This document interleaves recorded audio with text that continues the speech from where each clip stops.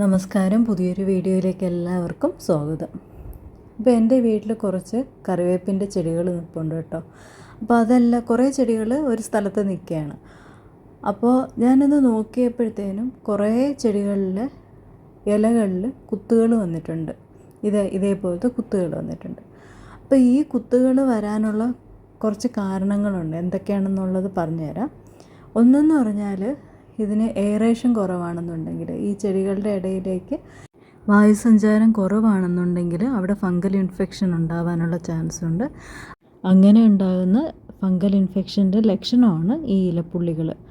അപ്പോൾ അതിന് നമ്മൾ എന്താ ചെയ്യേണ്ടതെന്ന് വെച്ചാൽ, ഈ രോഗം ബാധിച്ച ഇലകൾ അത് കട്ട് ചെയ്ത് മാറ്റുക. അത് കമ്പോടുകൂടി കട്ട് ചെയ്ത് മാറ്റുക.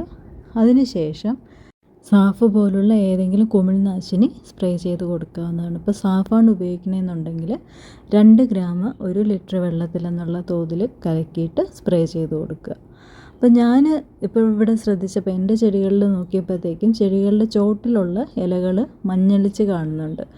അപ്പോൾ ഞാൻ ആദ്യം നൈട്രജൻ്റെ ഒരു സ്പ്രേ കൊടുക്കും. അതായത് ചെടികളുടെ ചോട്ടിലുള്ള ഇലകൾ, അതായത് പഴയ ഇലകൾ മഞ്ഞളിച്ച് കാണുകയാണെന്നുണ്ടെങ്കിൽ അത് സൂചിപ്പിക്കുന്നത് എന്താണെന്ന് വെച്ചാൽ ചെടികൾക്ക് നൈട്രജൻ ആവശ്യത്തിന് കിട്ടണില്ല എന്നുള്ളതാണ്.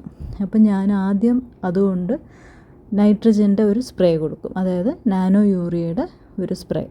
അതിന് ഒരു 2 മുതൽ 4 ml 1 ലിറ്റർ വെള്ളത്തിൽ മിക്സ് ചെയ്തിട്ട് നാനോ യൂറിയ സ്പ്രേ ചെയ്ത് കൊടുക്കും. അതിന് ശേഷം 2 ആഴ്ച ഞാനൊന്ന് വെയിറ്റ് ചെയ്യും. 2 ആഴ്ച കഴിഞ്ഞിട്ടും ഈ ഇലകളിൽ കുത്തുകൾ കാണുന്നു എന്നുണ്ടെങ്കിൽ ഞാൻ സാഫ് സ്പ്രേ ചെയ്ത് കൊടുക്കും.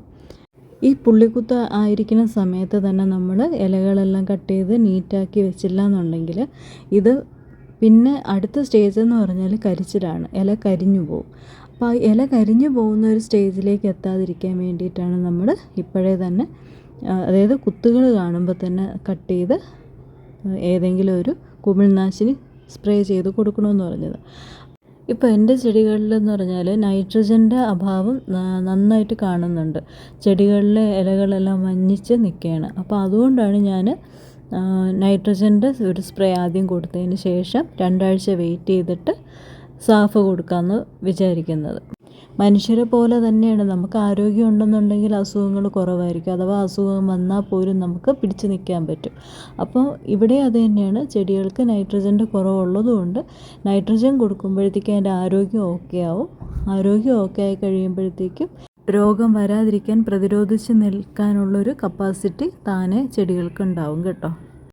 ഇപ്പോൾ എൻ്റെ ചെടികളിൽ നൈട്രജൻ്റെ അഭാവം കാണുന്നില്ലായിരുന്നു എങ്കിൽ ഞാൻ നേരെ ഇല കട്ട് ചെയ്തതിന് ശേഷം സാഫ് സ്പ്രേ ചെയ്യുമായിരുന്നു. അപ്പോൾ ഇവിടെ നൈട്രജൻ്റെ അഭാവം കണ്ടതുകൊണ്ട് മാത്രമാണ് ഞാൻ ആദ്യം യൂറിയ സ്പ്രേ ചെയ്തത് കേട്ടോ. ഇനി ഈ ഇലപ്പുള്ളി രോഗം വരാതിരിക്കാൻ വേണ്ടി എന്താ ചെയ്യേണ്ടതെന്ന് വെച്ചാൽ, നമ്മൾ ഇടയ്ക്കിടയ്ക്ക് പ്രൂൺ ചെയ്തൊന്ന് നിർത്തണം. അങ്ങനെ പ്രൂണിങ് ചെയ്യുമ്പോഴത്തേക്കും വായുസഞ്ചാരം കൂടുകയും ചെയ്യും. അതുപോലെ സൂര്യപ്രകാശം ഈ ചെടികളുടെ ഉള്ളിലേക്ക് കടക്കുകയും ചെയ്യും. അങ്ങനെ ആകുമ്പോഴത്തേക്ക് ഫംഗൽ ഇൻഫെക്ഷൻ ഉണ്ടാവില്ല. അപ്പോൾ ഇലപ്പുള്ളി രോഗം വരാതിരിക്കാൻ വേണ്ടിയിട്ട് എന്തൊക്കെ ചെയ്യണം, വന്നാൽ എന്തൊക്കെ ചെയ്യണമെന്നുള്ളതിനെ പറ്റിയുള്ള ഈ ഒരു വീഡിയോ നിങ്ങൾക്ക് ഉപകാരപ്പെടുമെന്ന് വിശ്വസിച്ചുകൊണ്ട് നിർത്തുന്നു. വീഡിയോ ഇഷ്ടപ്പെട്ടിട്ടുണ്ടെങ്കിൽ ലൈക്ക്, ഷെയർ ആൻഡ് സബ്സ്ക്രൈബ്. വീണ്ടും ഒരു കാർഷിക വിഷയവുമായി കാണുന്നത് വരേക്കും നന്ദി, നമസ്കാരം.